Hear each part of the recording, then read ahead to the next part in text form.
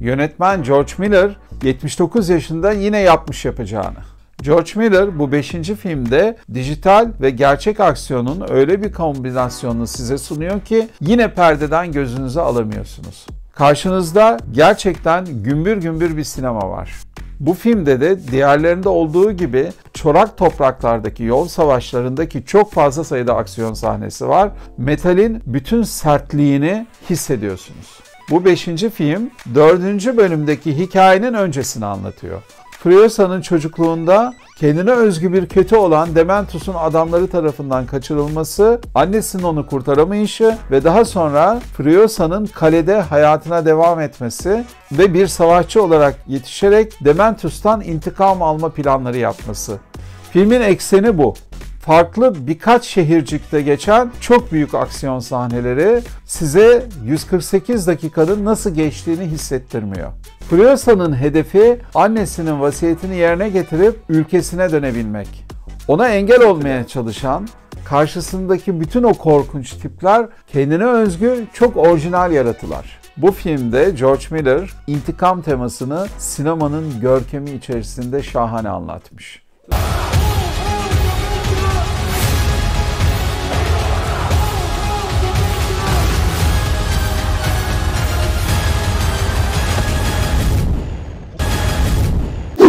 Küçük yaşta annesini bir hastalıktan kaybeden Bea şu anda 12 yaşındadır ve bu kez de babası bir ameliyata girmek üzeredir. Bu sırada büyük annesinin evine taşınır ve yukarıdaki çok esrarengiz komşular onunla temasa geçer. Film hangi yaşta olursak olalım kendimizi iyi hissetmediğimiz zamanlarda bu hayali arkadaşlar vasıtasıyla umudumuzun canlı tutulması gerektiğine dair bir hikaye anlatıyor. Hayali arkadaşlar çok fazla aksiyon içermiyor. Baş döndürücü bir hızla ilerlemiyor. Ama bize son derece duyarlı ve hoş bir çağdaş masal anlatıyor. Hayali arkadaşlar her yaştan seyirciye hitap ediyor.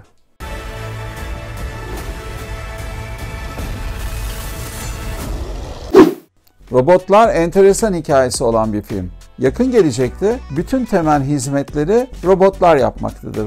Ama bir de bize tıpatıp benzeyen ve bizimle neredeyse aynı özellikleri taşıyan androidler vardır ki kullanımları yasaklanmıştır.